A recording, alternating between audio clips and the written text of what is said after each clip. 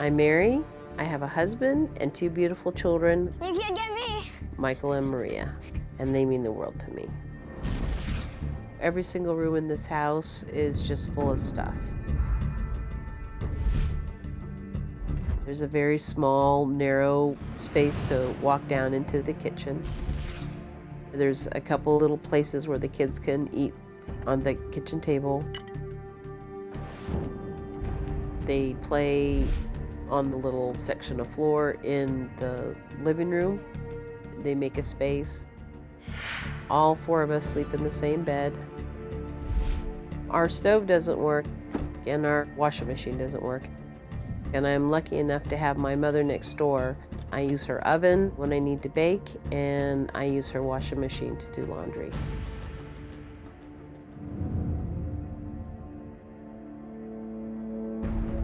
I can't open it. I wish the house was clean. There's this big pile, and I think there's like monsters hiding in the piles. And then they just jump out and scare me.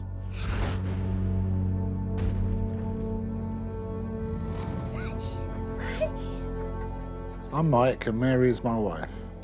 I met Mary in 1998, and I just didn't have any indication that she would be a hoarder then. Things started to change once we moved to Napa.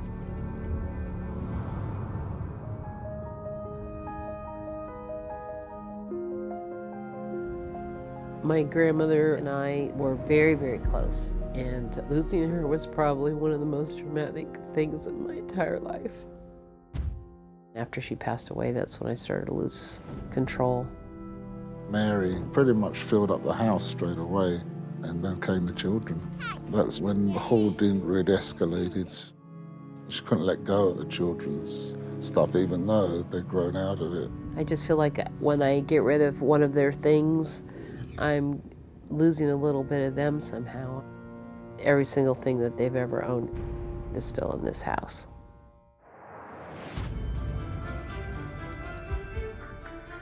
I'm Karen, and Mary is my sister. I haven't gone in the house because Mary hasn't invited me in, even though I've been living next door for the last 2 years. I actually haven't been in the house since 1989. I'm Angie, and Mary is my aunt. Me and my aunt's relationship has been strained for several years now because I don't understand how she could let the kids live in that situation. They have never been unsafe. Their living areas has always been clean. At no time do I ever felt that their health or well-being has ever been affected.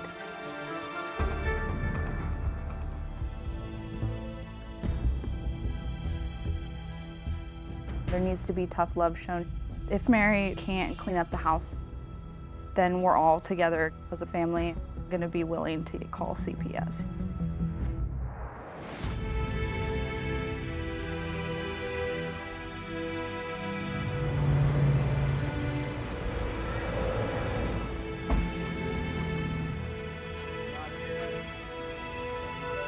Good morning, everybody. Good morning. My name's Matt Paxton. I'm an extreme cleaning specialist. We're here for one reason, to clean this house for these kids. Do you guys have any questions or thoughts before we get started? Yes, sir. I want to get started right away. Okay. Let's get started.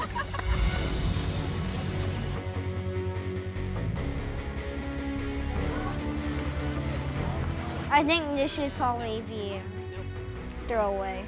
Throw away? All this is useless. Okay. After that's all gone, I want it to be swept. Okay. And then we can have a little break and we can get back to work. Okay. I need a fist bump. Thank you, sir. I am used to being the #1 cleaner in the job. Not the case. Okay, Michael is hands down the best worker I have ever seen. Watch out! Coming through! Coming through! He's really excited. And it is Christmas morning for this kid, and I love it. I'm seeing him jump around and say yay, and he's giving us all high fives, and it's very contagious. But it's sad that the happiest this kid has been in years is because his house is being cleaned up. Break time is over!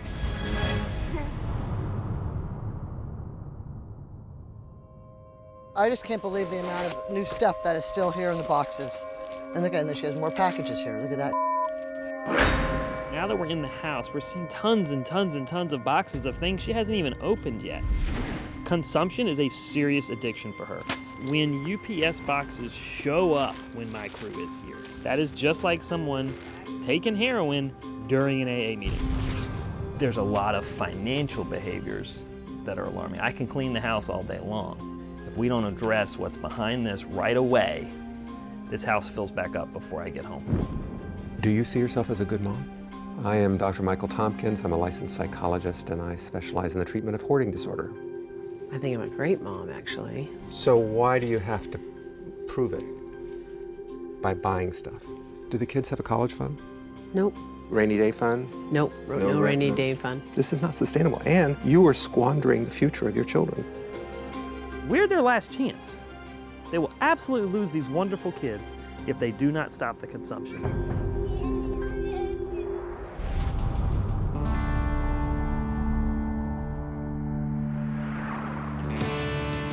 We have to clean this room, okay? I have heard that you guys want to give some toys away. I want you guys to pick out 5 toys each. Go. I'll give away this game. Are you? Okay. Oh yeah, I'm giving that away. Wow, you're gonna give away your whole Thomas Strange set? The cool thing is we just gave some toys to some kids that are gonna be really happy. But here's the challenge. How many toys do we still have in this room? A ton. Yeah. I want to give a lot more stuff away. All right, let's do it.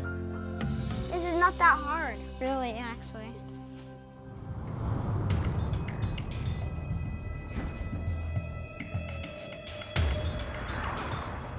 I think this might be a keep thing. That's what I'm afraid of. I'm just confused.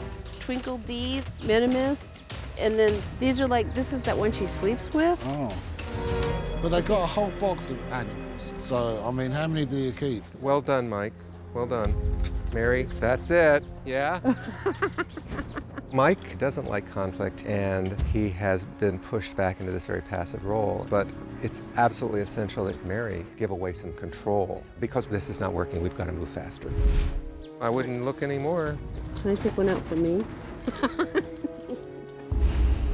Mary, Yes. I want you to think about that because actually, this is all for you. It's all for you.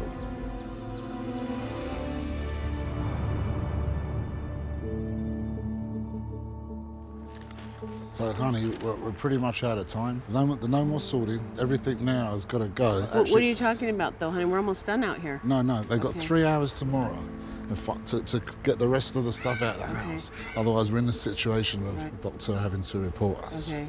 So we just have to do it. I think Mike saw how far they were from what is necessary for me to feel comfortable not filing a CPS report, and then he began to panic.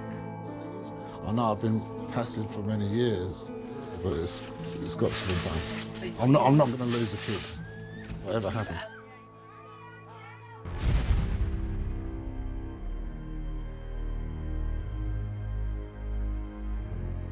These are the clothes that came out of the front of the family room. For the sake of time, can we take them straight to donate? Can I just take a quick look? Kind of negates what I'm trying to do here. Well, just because I see one sock that just, these are his current underpants that he wears right now. Yeah, that's gonna be all. All right, we're nearly done here. I don't want CPS to have to be called, but we're at the end and we got too much stuff. So at some point she just has to say, toss it, I want to keep my kids. That feeling fades with time, losing something like that. What feeling of loss would never fade, would never go away, ever. So let's get real about that, okay? Don't worry, Mommy. It's all right, Annie. Please tell Matt what you want him to do with this. Take it, Matt. Thank you, good job. I feel more optimistic that we're going to make it now because Mary gave Matt permission to let go of things without her having to sort and go through them. That will make it doable.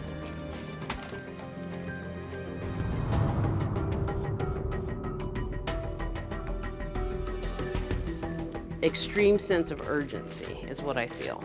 Because if it's not done, at the end of the day, Dr. T has to report us to CPS. And that's not gonna happen today.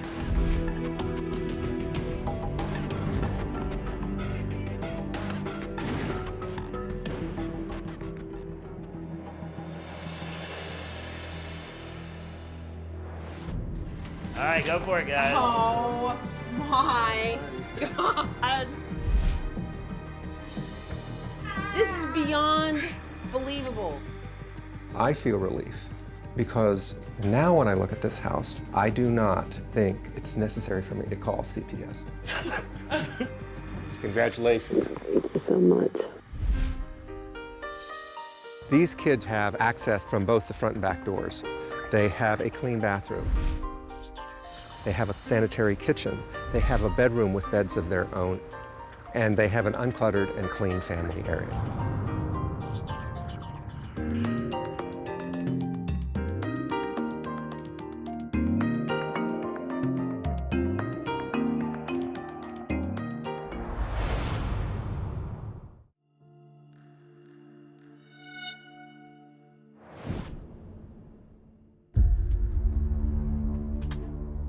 I'm Meryl, and I'm a hoarder, a saver, a squanderer. I've overdone it a little bit.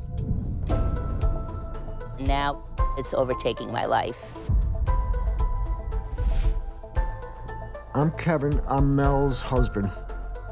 The inside of my house is a mess.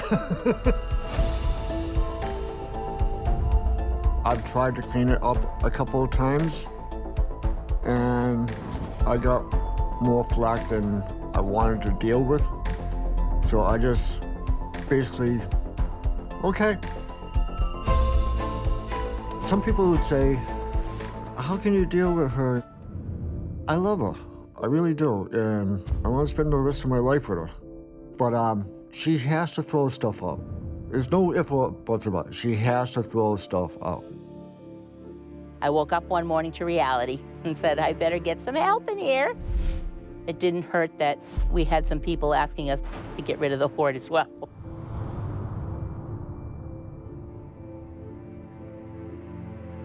If we don't clean the house, the code enforcements, they can evict us out of our own home, and they can have us pay for the clean out. This hoard has really precluded us from doing a lot, and I don't wish this on anyone. I'm Sharon. I'm Meryl's sister-in-law. Meryl is a hoarder. This really, I think, started after her mother died. And I think that was the impetus that really made her feel like both her parents were gone now, and she had to hold on to this stuff to keep that part of her alive. Oh, great. No, that doesn't fit in there. 90% of her stuff is down in my basement, including paperwork, lyrics that she wrote because she was a singer, all kinds of things. I have everything.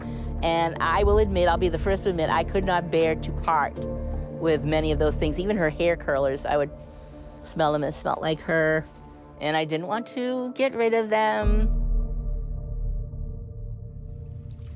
We could still function up here on the first floor, and then slowly but surely,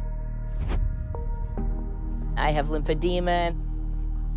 It started to get bad, and before I knew it, you know, I wasn't able to climb stuff anymore. I wasn't able to put things away anymore. I wasn't able to do stuff.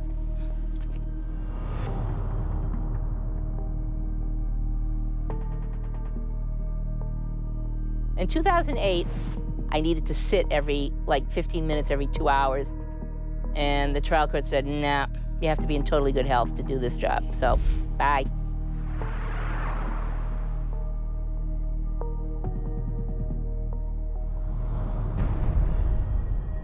I must say, I hoard clothes. I have mounds and mounds and mounds and piles of clothes. I'd come home with bags and bags, and how did I feel when I got home with that? I felt like Christmas had come. I felt snuggly wuggly, and it was really good. It was sort of a high, you know, it was like a high that chocolate gives you. But it doesn't last.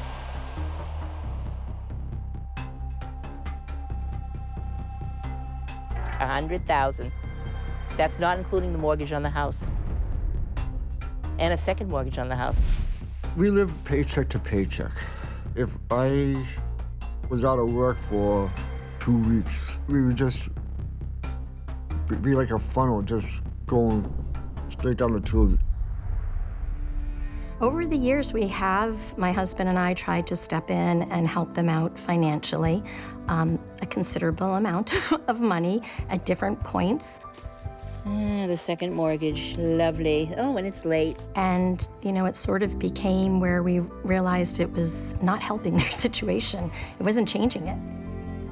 Meryl called me desperate. It was like Thanksgiving, and it was really cold, and her heat didn't work. And so she wanted a pretty considerable lump sum that she told me she had found a de-hoarding agency, and she was going to hire them. I said, I got to get rid of this hoard because they're trying to kick our asses out of the house. I need 15 grand. Can you at least just give us that? And so we gave them that money. And come to find out, she didn't use that money to de-hoard the house. My brother and I had a big blowout on text. We went back and forth, and things were said and things weren't said. My brother and I have been estranged now for about 3 years. We haven't talked. We haven't seen each other. I had a long talk with Meryl about a week ago, and and she was starting to tell me about things she's hoping to find and then keep. The list was getting a little long, and I was pretty adamant with her that this is your chance. This is your last chance, Meryl. If you don't take this and really clear that out, you're done.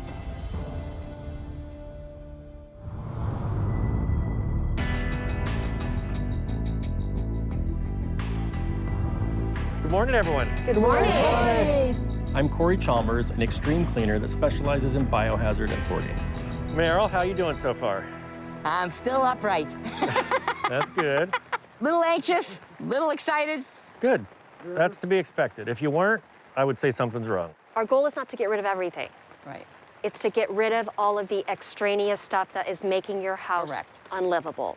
We're going to be pushing you pretty hard, but at the end of the day, it's because we want you to have a safer house. Your family wants you to have a safer house. What we don't want is for code enforcement to come in, decide what they're going to take, and then put a lien on the house, right, throw you guys out, and then you've got a whole other problem on your hands. Yes. I'm concerned we only have a short window, and this week she's turning 60, and it's the beginning of a new decade, but it's a new life. I feel like it's a fortuitous moment, and I really want to remind her, and I'm blunt and going to be the pusher, saying, we want you to focus on is the relationship, the memories. We have pictures at our house we can give you that maybe you Not need. of the memories I have. Well, sorry. But I want you to focus on the relationship that you and Kevin can have when you can sit down together. Our family can be together in your house. I know. That has nothing to do with that, though. A couple of VHSs ain't going to do any of that. Don't worry about it. Just a couple. I'm just a little concerned about us moving forward. I would add on to that because, Aunt Meryl, I know I can sense the tension that's coming up in your voice. I understand, and I want you to know we're leading with compassion of, like my mom was saying, the difference between things and the difference between things that truly embody who you want to be moving forward. Yes, but you have to understand it's okay to have some things. I don't want to have nothing. I want to have a few memories that I can hand and hold, and those few memories are not going to take up a lot of space. They'll probably take up a box. So we're off to a great start because we're all on the same page. Corey, what's our plan? We're going to bring things out under the tents and stuff for right now to start sorting, start learning what you think of things, how you make decisions, so that we can kind of build off that to make a bigger game plan. Any other questions? Nope. All right, well, let's get started. Okay. All right.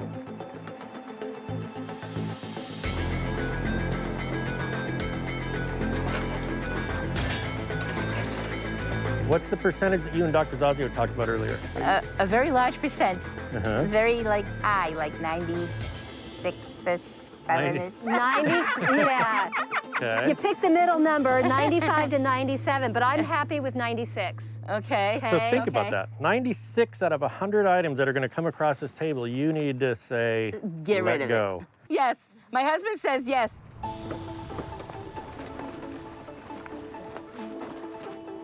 I'm not really crazy about it.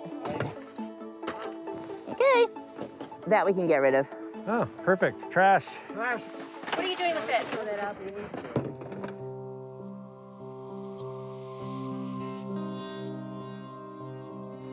This was my mother's, so this is gonna be a little tough.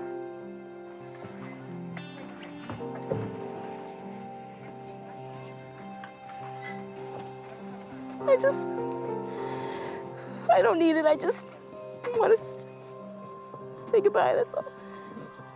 Okay. Have you said goodbye to your mom? I'll never be able to say goodbye to her completely. I'll always miss her, always. But Oh, of course, of course. just wish she was still here.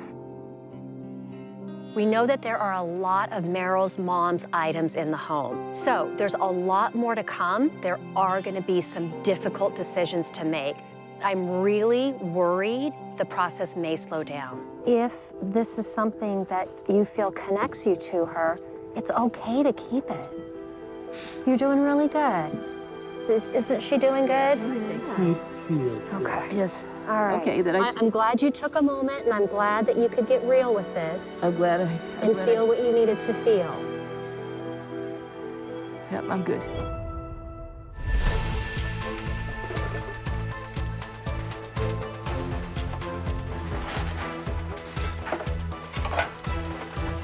Your kitchen feels pretty open, by the way, I must say. Does it really? Without that You in wanna it, see I it? bet it really does. You want to see it real quick? Yeah. This can do one of two things. It can make a hoarder feel very exposed and scared, but it can also make them feel very happy, and we need to see where she's at in this process. Holy crap! Oh my God! Oh! Well, I'm feeling really proud that that Meryl has made so much progress and that there's space. But at the same time, it really makes me refocus like what was underneath everything. And now it's dirty and I don't want people I love living. Well, they're very good. They do clean. Like they do this. the best they can at cleaning. You're missing the place. point. Listen to what she's saying. She's How it got to referencing this point, what you you mean? were living in. Right.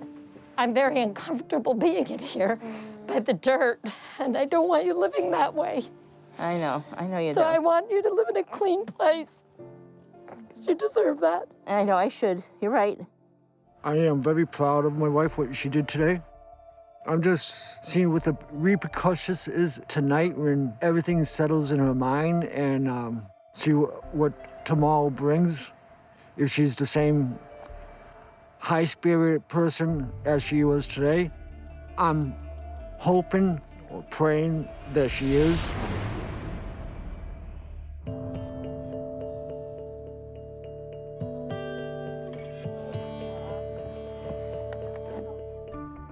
Oh, that's the one! Oh! What? The yellow one, the yellow one. What is it? This is the first picture when I went out with Kevin on a date, you guys. Kevin took this of me.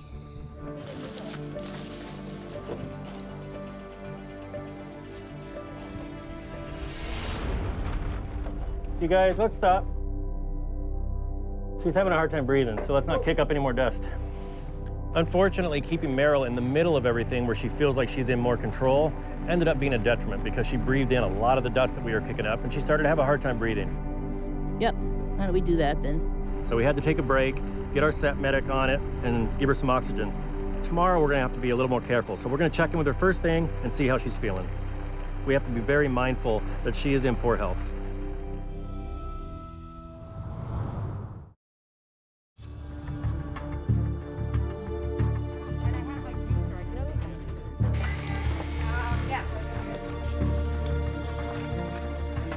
Meryl, I found something really important. Oh, gosh. Look at this.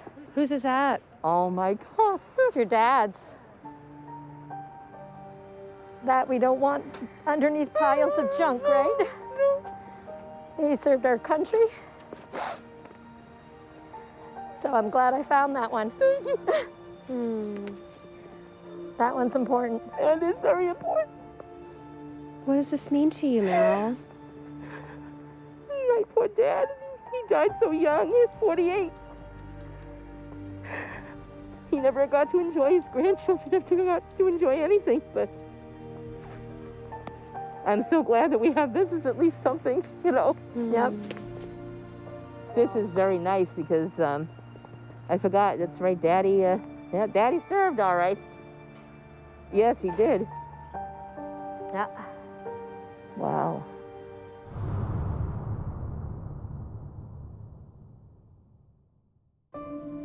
For the past few days since I've been here, it's been all about laughs and smiles and hugs and support. And I'm curious, Sharon, how you feel about the financial investment that did not go the direction that it was supposed to. Frustrated.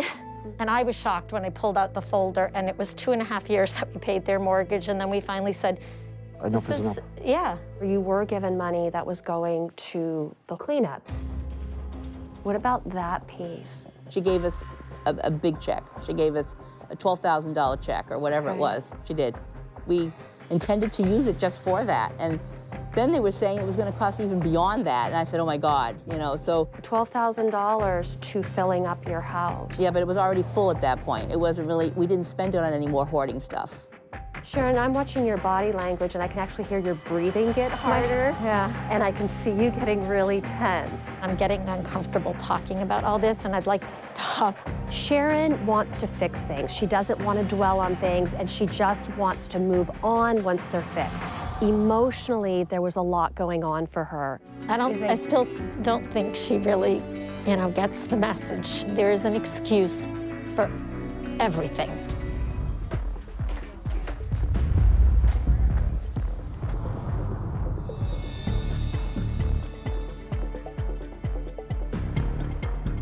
Oh my God, that's worth money. That's worth money. Okay. I feel like we're back at day one. Yeah, I know. I don't like, well, that's because I'm getting inundated. It's not working for me. Would you rather people not give you stuff to sift? Because I feel like right now, it's looking like the 2 other bedrooms are going to stay hoarded by the end of the day tomorrow. That seems to be the update around here. Well, you know, the way I'm looking at it right now is it doesn't matter. I'm not going to be able to use a lot of it anymore, and I'm not going to be able to do much anymore. I don't think we're going to get through them all anyway. Tomorrow we have a big checkoff list. So we need to finish the master bedroom, we need to rip all the carpeting out of the living room and get that wood floor exposed. We need to get down into the laundry room, make that functional, and we need to clean up the den, which is where her cable access and things are that she really needs to get in. So there's a lot to do and not a lot of time to do it.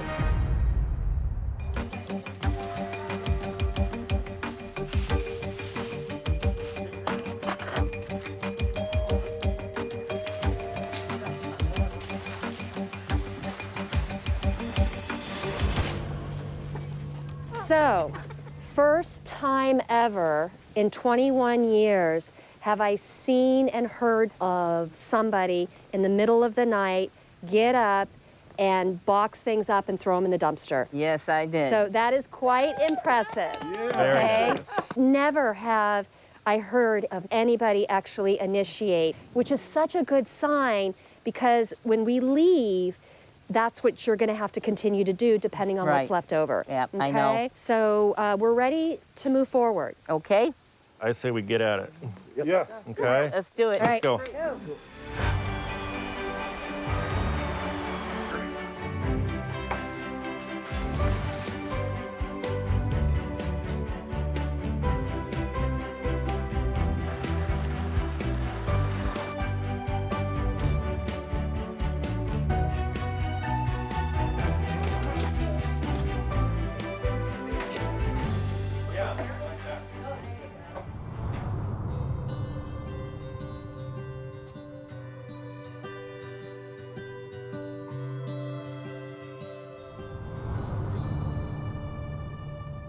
Home sweet home. Ooh. Holy moly. It's a real kitchen. Look at these counters. Wow. Walking into the house, I just visualized all this weight coming off of Meryl's shoulders. It's free. Magnificent. I was excited for them. I was just truly excited. Oh my God. Oh my God. Oh my God. Oh my God. Oh, Meryl, look at Look at beautiful. Wow. Oh my God, that's so wonderful. So inviting. So that's a new bed for you, Meryl. Oh, thank you. You're welcome. So do you want to know a number on what we got rid of? Yes, I do. So because you were so good at letting us remove stuff, you let go of 15 tons. So think about that. That is unbelievable. You guys are going to be a little disoriented for a while, okay? So we have aftercare lined up, as you know. I have an appointment already scheduled for you, and our aftercare coordinator will be working on an organizer so that you can get the rooms that have not been completed, completed. Okay? Wonderful. You know, my husband wasn't with us, but he was in spirit, and he sent you this birthday card. And he wants you to know how incredibly proud he is of you, and he can't wait to come and see the house and, and be here in the home with you. Thank you. I'm glad. Thank you. Thank you very much.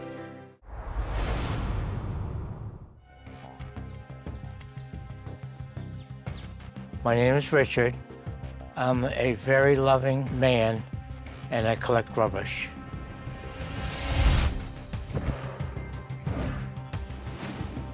My house is a complete sloppy mess, and it's all good stuff. Just haven't been able to enjoy it. There's no room. I'm Connie, and I'm Richard's daughter. He collects a lot of items that he doesn't need. Plumbing pipes, vans, storage units. I found beef sitting on top of piles in the kitchen with maggots crawling on it. I'm trying to get him to realize that this is not healthy.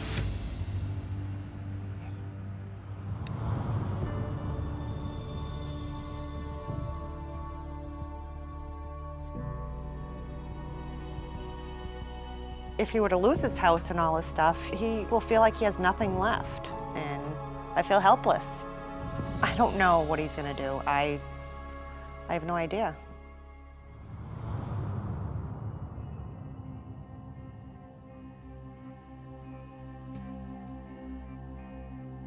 My daughter, Cheryl, died when she was 3 months. My mom went to check on the baby, and she had passed away from sudden infant death syndrome. Richard never knew what to do about it. He didn't know how to handle it. I felt very, very uptight about it because I just didn't understand life. With Cheryl's death, our marriage started falling apart, and then 3 years later, we got divorced. Once we moved, he started collecting more. I felt very lonely. I couldn't carry on just by myself, so I went out and collected all kinds of junk. He isolated himself from everyone, and that's when it just really exploded. And we didn't know that it had gotten this bad up until, 3 or 4 years ago. And we realized how bad it really was.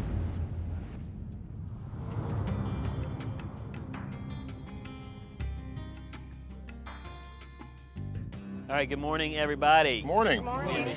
I'm Matt Paxton. I'm an extreme cleaning specialist. Richard, what is the ultimate goal? What do you want to see happen by the time we leave? The house completely clean. Clean. Okay. The problem with someone like Richard is he's going to say all the right things. Do you have any thoughts or concerns? I say, let's go for it.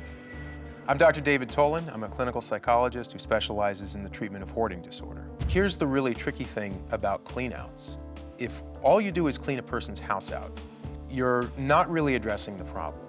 You're not changing their behavior. And in fact, you're giving them one more reason potentially to feel stressed out, and they may engage in more of their hoarding behaviors. You guys ready? I'm ready. All right, let's do it.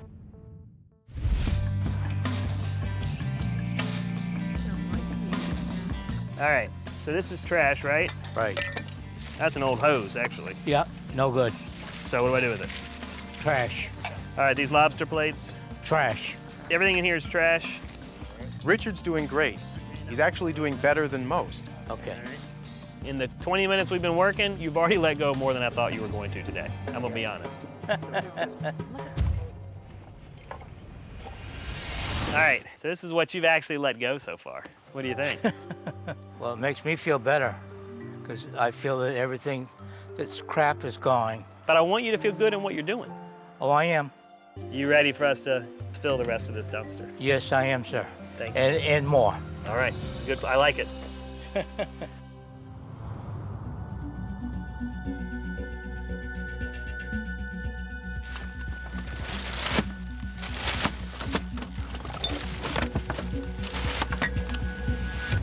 All right, 2 bottles of whiskey in there. You know where? They're in a box over here. A bottle of rum and a bottle of whiskey. We haven't thrown anything They were right here. I'll keep an eye out for it. Okay. Can't find it. I'm going out and buy another.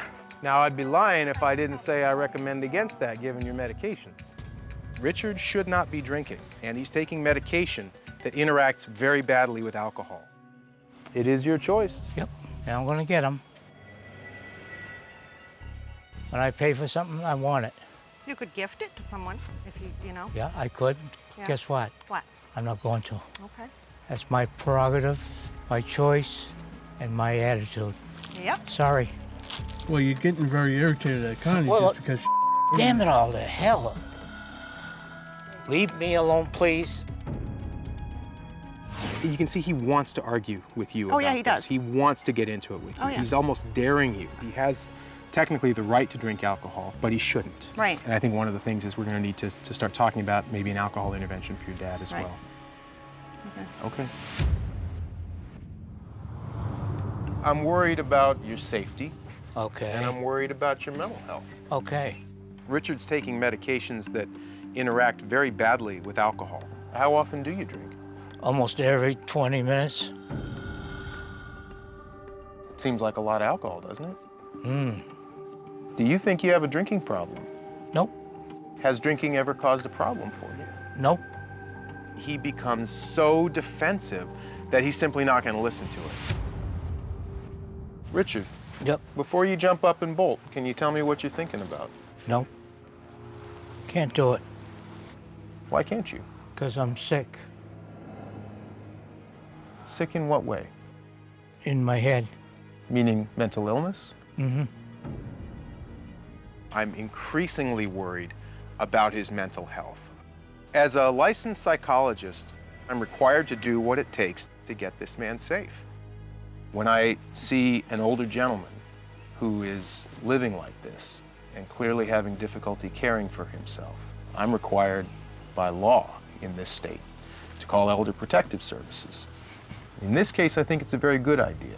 Remember, No, I'm getting up. part of what Get we- out of here. Richard. I'm gonna bolt. Bolting doesn't help. Somebody's got to tell them the ugly truth. And if that makes me the bad guy, then I'll be the bad guy. If that's what it takes for Richard to be safe, I'm willing to play that part.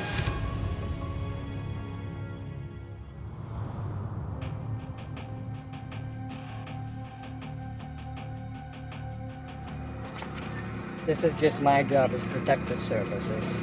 I Well, can inform you that sir, allows it. Sir, Yeah. I'm not in the mood for that right at the moment.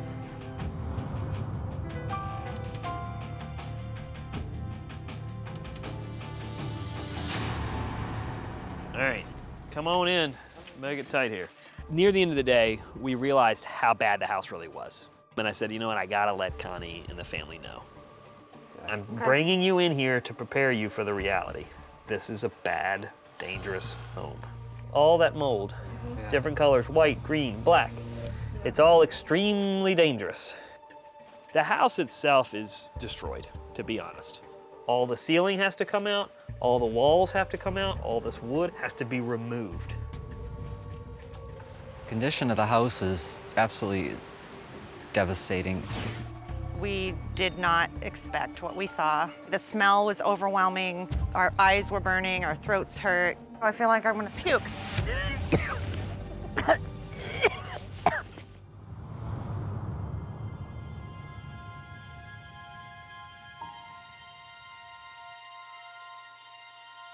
Housing Authority came today and they put an uninhabitable sticker on it, which is what they needed to do. Richard can't stay here. It's not safe.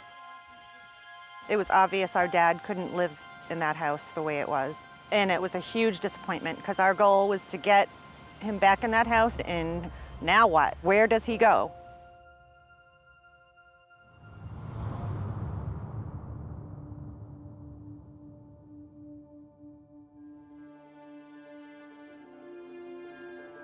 We really wanted to make sure, are we doing the right thing? Are we helping this family? So we had to pull the plug. Regardless of the status of the house, I think that Richard is not safe to live by himself. So Matt and I really had to scramble to try to find mental health and assisted living resources that would be available. And I also had to talk to the family about who might be able to take him in on a temporary basis. My dad will not be homeless. He will be staying with me initially, and I'm going to be the appointed guardian for my father. It's going to be very hard for my father because he's already trying to load up cars with his belongings, so we have to work on that. I can't believe I'm saying it, but keeping the person out of the house was the right thing on this one. He just wasn't safe in here. I've done thousands of houses and never stopped cleaning, but today we did. Sometimes you just have to do the right thing. Hopefully he's moving on to something better. Fingers crossed.